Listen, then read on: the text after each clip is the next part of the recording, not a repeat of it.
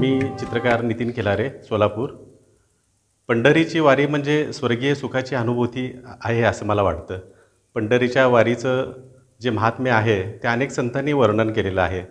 पंढरीला जाण्यासाठी वारकरी ज्या आतुरतेने जातात आणि पांडुरंगाचं ते विलोभनीय रूप पाहतात, त्याचप्रमाणे वेगवेगळ्या कलावंतांनासुद्धाही त्या पांडुरंगाची भक्ती करण्याची एक इच्छा असते. आज मी पांडुरंगाचं हे तैलचित्र साकारून पांडुरंग चरणी हे समर्पित करतो आहे. धन्यवाद.